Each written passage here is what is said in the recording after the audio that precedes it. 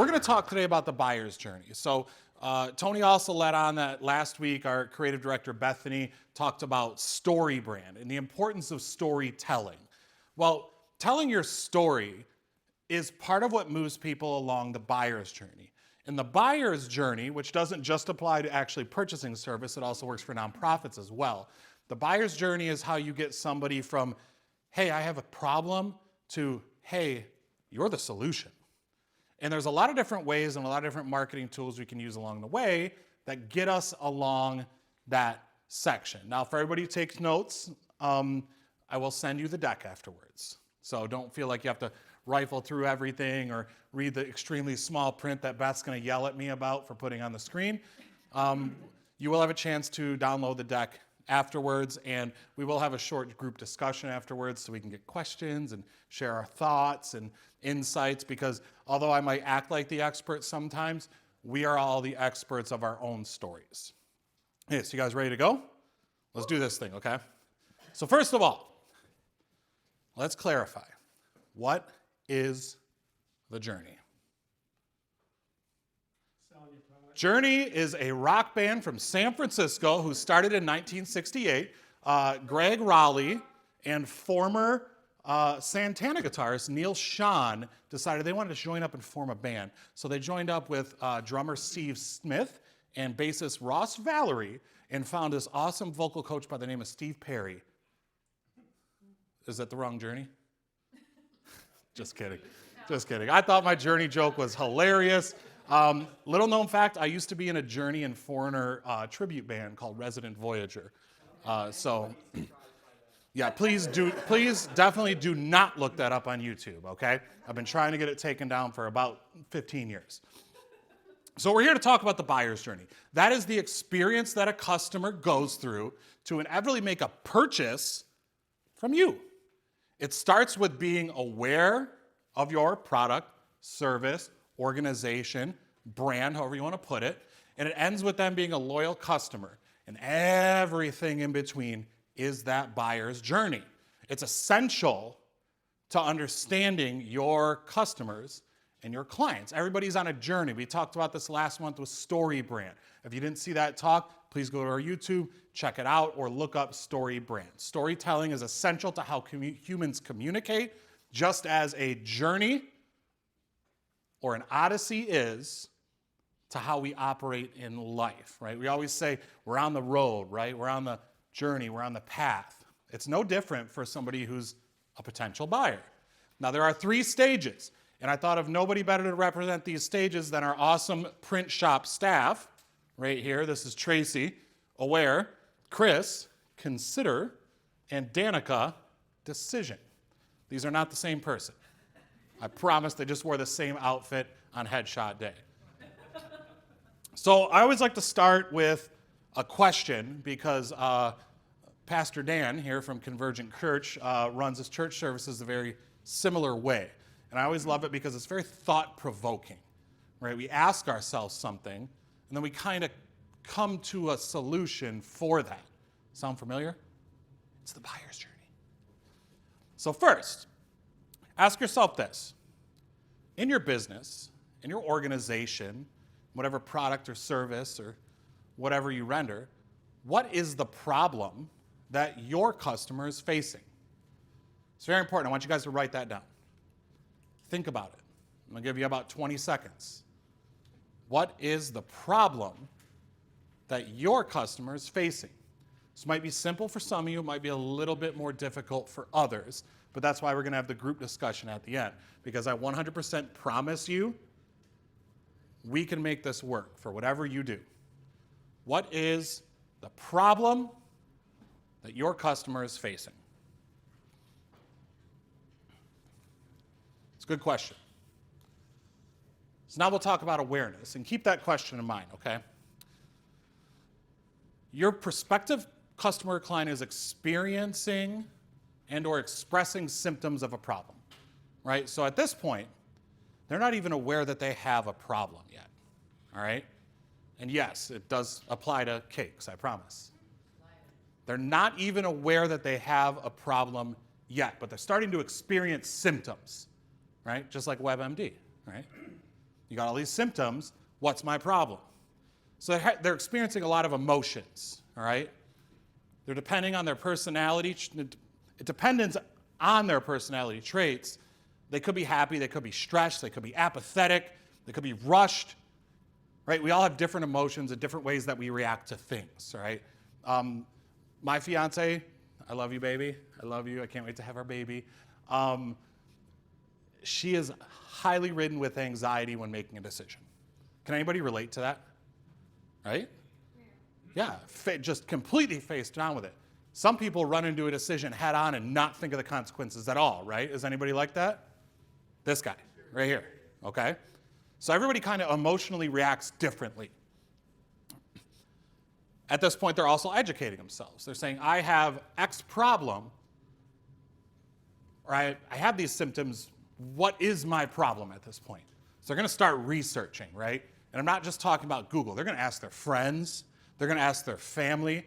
They're going to deeply think inside their head. They're going to read pamphlets. They're going to whatever. They're going to research this because they want to know what's going on with them, okay? That's why I say WebMD syndrome, all right? And then at the end of this stage, they're going to name the problem. They're going to go, okay, I have all these symptoms. My problem is I need a new dress, all right? Or I need a new pair of shoes. That's a problem, right? That's viability. That's a problem. Or they're going to say, I really just I can't get the railing proper on my staircase. I know that that's the problem, right? Ever heard that problem before? Yeah. Okay, right? So that is what the awareness stage is. That's the first stage. You have symptoms, then we identify the problem. Apply it to your life, right? Think. So, now that we have identified the problem in the first part of the journey, I want you to ask yourself this question. Question number 2. How can you, in your business, organization, what have you, solve the customer's problem? How can you solve their problem? And if you remember, you answered the first question, right? Which was, what is their problem? Now, we're coming up with solution, okay? How can you solve their problem? We're going to come back to you. I'm going to ask you guys about these things, all right? Now we move into phase number 2, the consideration phase. Your prospective customer is now defined and named their problem. What are they going to do? They're going to start to gather data. They're going to start to gather studies. They want everything they can possibly get their hands on because they're going to eventually have to make a decision, right? But they have to consider a lot of things before they go into that. So they do their research, right? Where do you guys like to do your research for things? Google, that's a good one. Anywhere else? Word of mouth, right? Anywhere else we do research? I heard one? Social media, okay. Friends and family, all right? These are all good places where people start to do their research, right? They're going like complete Bill Nye. They're going total Neil deGrasse Tyson. They're just grasping at information at this point. Weirdly enough, here at AZEE, we take a lot of educational content approach. That's that stage right there, all right? If you're familiar with funneling, we call this mid-funnel, all right? They are aware of us. Now why should they consider us? Remember I had you write down that question, right? How can you solve your customer's problem? We'll get there, I promise. But at this point, they're gathering up information. So they're very, very accepting to educational content. Take note of that. Okay? Also, trust is huge in this stage. All right? If the customer has had the same problem in the past, they're likely to trust the source of the previous solution. So important things in this start phase, right, are reviews, things like that, or people trust referrals, right? So they're considering, do you got the stuff? Have you provided the stuff to people in the past? Who are those people and what was their experience? Other very important part of this, skepticism. right? Now, there was a time when you could trust what you read on the internet. It was 1994. The internet came on these little things called compact discs with 3 letters, A, O, and L. Beth, you weren't around yet, but this is very, very important history. Yep. You communicated on this thing called ICQ, right? You remember ICQ, Chris? I do. No? Yeah, there we go, ICQ. My point is, trust factor used to be a lot easier to garner, all right? People weren't as skeptical. But societal changes have made it so people are pretty skeptical of everything, right? Think about your own daily lives, right? Think about, I used to be able to leave my front doors unlocked at night, right? Or I could leave my car stereo in my car and not have to worry about anybody stealing it. Or, hey, I could trust the news, right? Remember those times? People are skeptical now. And whether it's for actual true reasons, whether it's for rabble-rousing, it doesn't matter. People have also become highly skeptical of brands, right? Has anybody ever ordered anything off of this website called Shein? Nobody? Yeah, okay, right? Questionable qualities sometimes, right? You go on Amazon and you find 200,000 different products for the same description. You're a little skeptical of some of them, aren't you? Unfortunately, that trickle-down effect means sometimes people are skeptical of us, the things that we do. Take that into consideration, right? Everybody does. Do I trust this person? Are they actually going to provide the service that they said they were going to do? Can I trust that that's like actual fondant on my cake, or is it like some cardboard? Thoughts, right? All of these things are part of the consideration phase of the buyer's journey. That's why we should pay attention to them. Now, don't worry, we're going to reverse it back, and then we're going to figure out how we can actually use that in our marketing. But I just want you to think for a second. This is what people are thinking in their journey. Next question. How can you influence your customer's choice? How can you influence it? See some people writing, some people just deer in headlights looking at me. All right, how? Some people are better at it than others. Some people could use some work on it. All right, some people have been in sales their whole life. Some people, it just scares the living crap out of them. Me. But how can you influence your customer's choice? Mike, you have something to say? Yeah, what I usually do when I'm trying to sell my partner's product is the fact that I use examples of myself, things that I've experienced, and I try to relay that to the customer as well, and I try to make them feel at ease with their decision, and they seem to be receptive to those types of ideas. Actually, that brings up a good point. We're going to walk it back. Look at that. Trust, skepticism. Is he solving those two issues for the customer? Yeah, makes sense, right? It's part of the journey. Mike's just happens to be a master at it, and a lot of other things, right?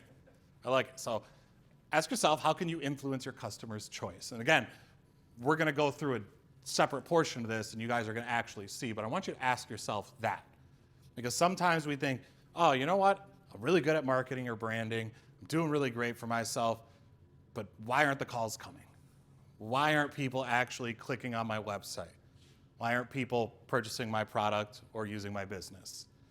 This might provide some insight as to why. So get the answer in your head or on your paper, wherever have you. How can you influence your customer's choice? While we talk about the third portion, the ever important decision-making session, right? Your customer has now decided on their solution strategy. They have yet to decide that you are the solution, but they have decided, I have a problem, I know how to get the solution. Now they are actually going into a process. They're going to make a list, right? They fully understand their problem. They're compiling a list of possible solution providers, right? I type something into Google, okay? I type in design and advertising near me. What's the first thing that pops up? If you're in this area, all right? But if you're in a different area, something else might pop up, right? Lori, we just went through this on last Thursday, right? Lori comes to me and she says, hey, can we look over my Google profile? And I said, yeah, let's check it out, right? Simple health check. All right, she's feeling a little bit wary about it. We type in design and advertising, guess who's number one? Lori Tomlinson. Type in a couple of other different things, right? Graphic design, Lori Tomlinson. Said, Lori, what are you actually after? Who do you really want to target? She goes, I want to target restaurant menus specifically. Restaurant menu designers, Graham Blank, right? What pops up? Tomlinson Design and Advertising. I'd say she's doing pretty darn good, all right? Customers populating a list. So not everybody likes to go, that's the one person who can take care of it. I'm just going to go for that person only, right? You'll usually like to compile a couple, right?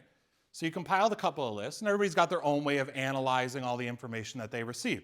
Do they want to look at reviews? Do they want to look at somebody's website? Do they want to check out if they have a TikTok or an Instagram? Everybody's got their own different way of going about things. What you have to do is think about your target, how they think, how they act, the emotions they feel. All of that goes into it. They'll check that list twice. That's what I was talking about, okay? They're going to start to disqualify people based on a few different things. Trust me, we have heard some really, really odd reasons of why people don't want to work with us. But we have heard some very palpable reasons of why people don't want to work with us. Listen to both. Very important. We've also heard some very strange reasons as to why people do want to work with us. Ask Tony about that later. They're going to find out who's naughty or nice, right? Made the list, check it twice, naughty or nice, all right? This is where people rely heavily on social proofs, like reviews, recommendations, referrals, reputation. That's a lot of R's, I know. But people rely on that stuff to prove these people know what they're doing, all right? I want to work with Denise as my realtor because she knows what she's doing, and here's why she knows what she's doing, all right? Question. Are they going to choose you? Go back through all that stuff, right? You know their problem. How do you solve it? How can you influence it? Now ask yourself, are they going to choose you? Are they going to choose you? Thank you. One person got the joke. One person got the joke. I'm on fire today. Now, my fiance is due May 6th. She's probably going to pop this week, though. So not like balloons, right, Sam? There we go. Sam joke. You knew I was coming with one. All right, so now that we have all those questions, right, now that we went through the buyer's journey in a record 14 minutes, let's run it back because there's a lot of stuff we missed, right? So the 3 stages of the buyer's journey, and this is kind of what Tony was talking about, how we had to take an entirely different strategic approach. Because when I came to AZEE, they were heckin' awesome at posting on social media. Part of the reason why I wanted to work here. Man, that place looks really fun to work, all right? But there was a reason Tony was calling me to help out with sales and marketing. As much as it was awesome that we were posting this really cool, fun stuff, and people liked us, did they trust us to take care of their brand? Did we give them the proper things at the proper times when they were looking for it? So we had to do a deep analysis. That's kind of where we came up with how we do things now. At those 3 different stages, people needed different content. So here are just a few examples. And I encourage you guys, seriously, download this presentation, take it back, and use it. Make a list of the 3 stages and what you're doing in your own strategy to get to these points. Now, it's not all digital, right? Some people do really, really well with direct mailers, right, Lori? Yeah. Which portion of this do you think direct mailers fit into? Probably awareness, right? Top of funnel, it's the first touch point, okay? So in the awareness stage, things that work really well, like videos, mostly fun videos, short, something that keeps your attention span very quickly, maybe some clips of the comedians that you guys have come, right? Maybe people don't know who you are yet, all right? We have this situation with our print shop downstairs, okay? It's an awesome part of our service. We do a lot of great work, but it was a slow couple of months. We had to take a look at it and go, how do we make sure people know that we have a print shop and that we do all of this stuff. Well, we got to raise awareness of it, right?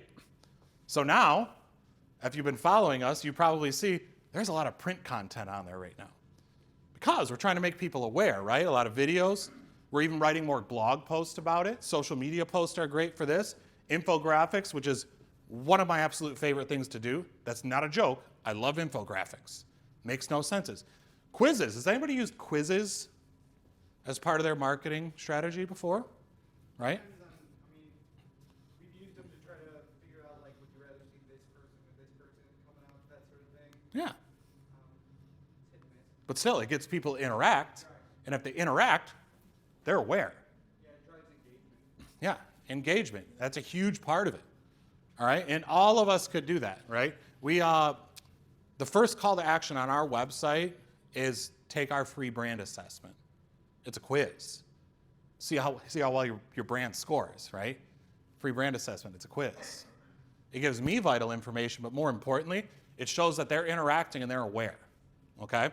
If you are more of a digital type person, ebooks work here, but mostly this is educational content. Right? We're educating people about who we are and what we do. Sounds a lot like most people's social media strategies. Now your considerations phase, all right? Now they've discovered that they have a problem. Luckily, they're aware of us now, all right? There's newsletters, right?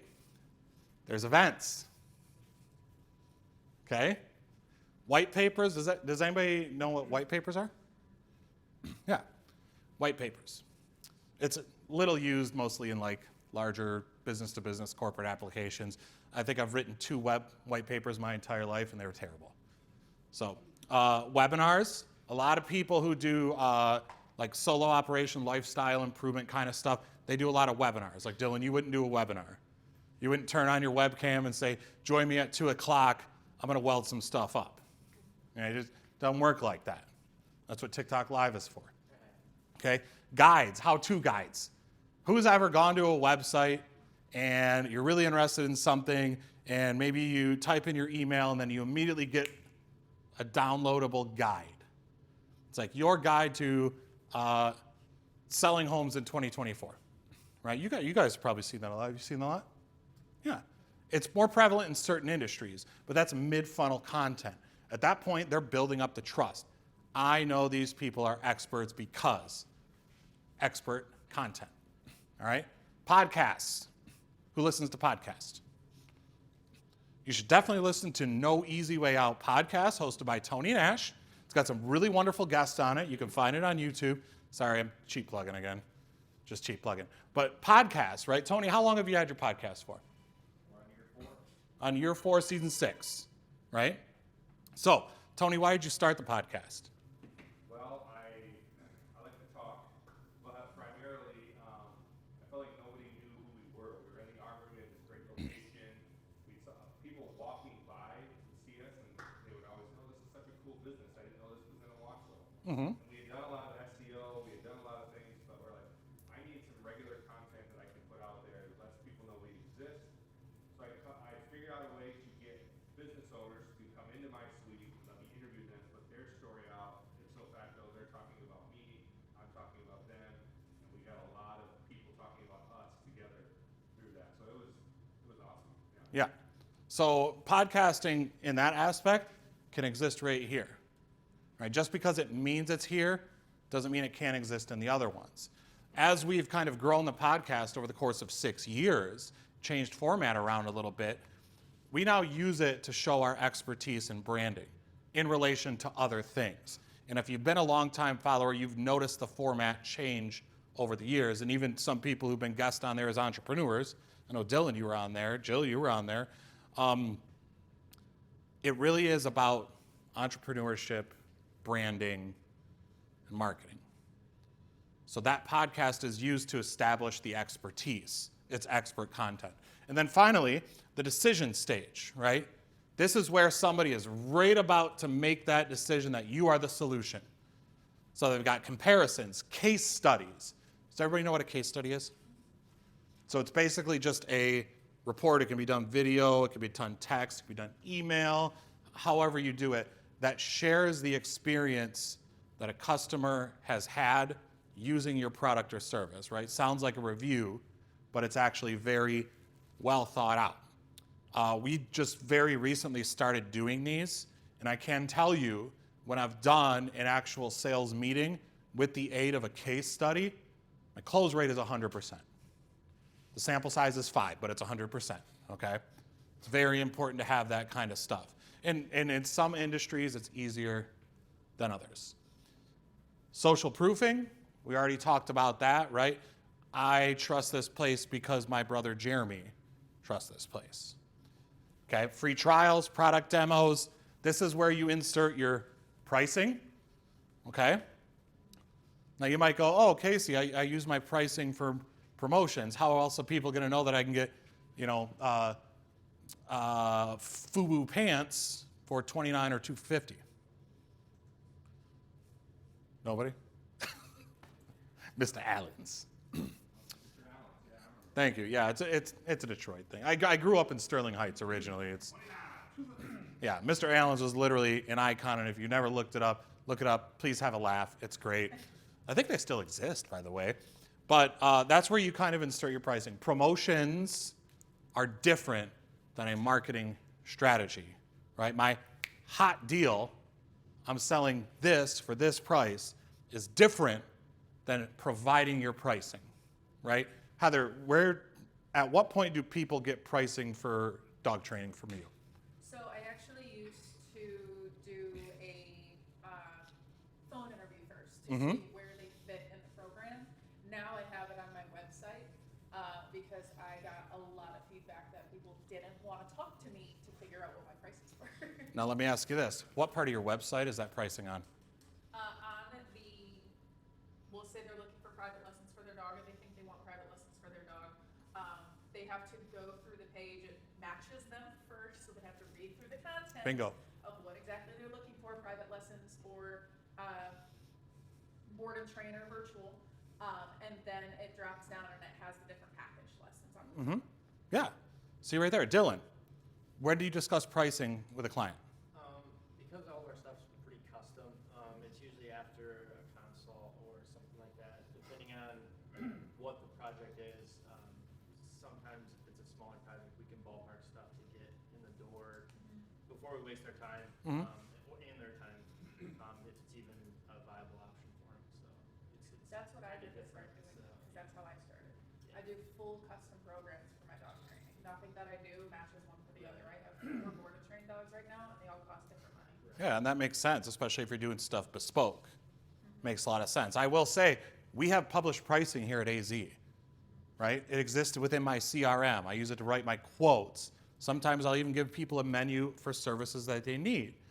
But I want to make sure that you trust me before I throw prices at you, right? It mitigates things like sticker shock, right? It mitigates people who are just kicking tires and shopping price, right? Yeah, I like to work with everybody, but particularly I want to work with somebody who sees value in what I do, right? I think most of us can all agree on that, right? I might not be the cheapest, but I will provide you with the best quality that I can possibly provide you with.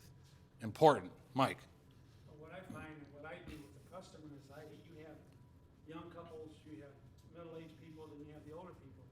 And you have to divide yourself amongst them as to find out what works for them and so on and so forth. You have to make it appealing to them so that they fully understand the concept of your business. Bingo. Exactly right. Everything's a little bit different.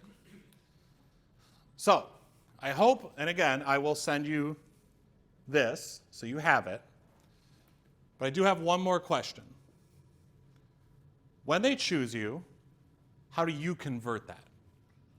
All right? I've come across it. Dale is who I want to work with to improve my funeral home.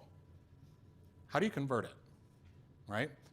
I really decided that Vibrisa School of Cosmetology is where I want to go to get my cosmetology license. How do you convert that? Big question, because a lot of people fail in this portion. Great marketing plan, really awesome product or service, great pricing. How do I actually get them to pull the trigger? That is where call to action comes into place. And yes, the buyer's journey means absolutely nothing if you can't call those people to action. All right, we call it CTAs, right? I love my acronyms. CTAs right here, okay? And this is Chuck Nash. This is Tony's dad. He is an absolute legend, and I will use that picture every single chance that I can get. All right?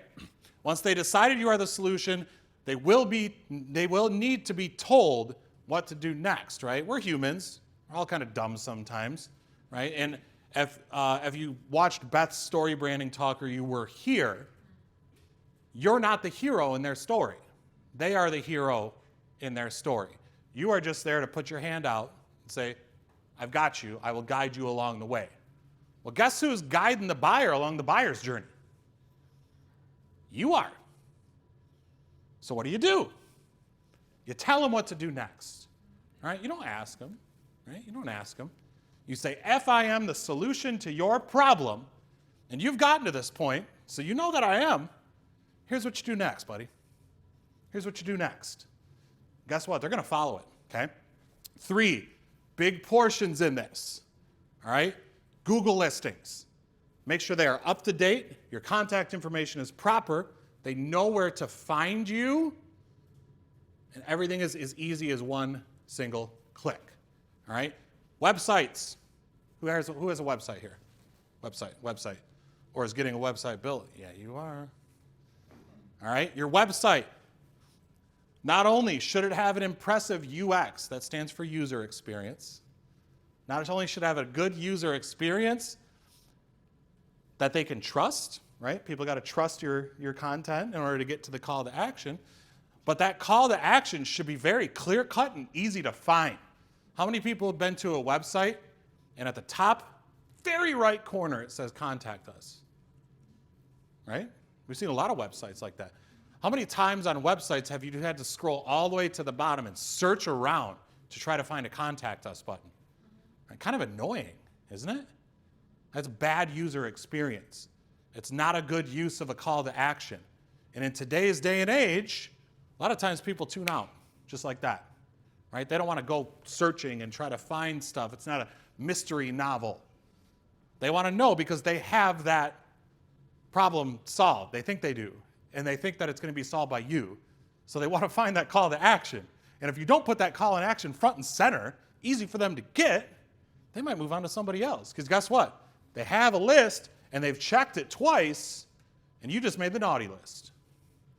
So good user experience, powerful call to actions on your website, and then obviously salesmanship, right? Some of us are good at it. Some of us are bad at it. Sometimes your salesmanship just needs to be, can I take your order? Good salesmanship if you provide the order properly. Sometimes your salesmanship is, this is a custom job. I'm going to need to take a look at it. I have a time that's available on Tuesday. Can I come out to see you and draw out my plans? Sometimes that salesmanship is just following up on things. Sometimes it's checking in to see if they have any more questions that they need to be answered. And if you provide things in a monthly aspect, checking on them again and again and again and again. What's your average time that you spend with a client trying to find a home? Give or take. Could be anywhere from a week or 2 up to 3 to 6 months, 7 months. Yeah. So let's say it's 3, 6, 7 months. How often are you talking with them? Every week. Every week. Sounds like great salesmanship, doesn't it? Right? People value that trust. People value that loyalty. I still remember the realtor that sold our home in Sterling Heights before we moved to Holly because she bought us kids' ice cream. That made me feel special. Okay, call to action, seriously important. Final question. Yes, he is done a little past 30 minutes. Final question.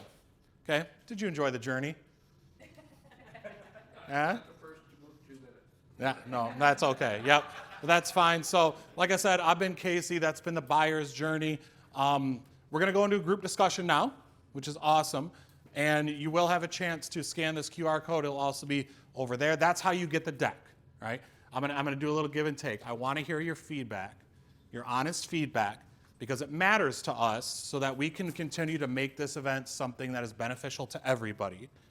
Answer the feedback, and guess what? Thanks to the wonders of automation, you will immediately be sent the deck, okay? So that's that. Thanks for joining me on the buyer's journey.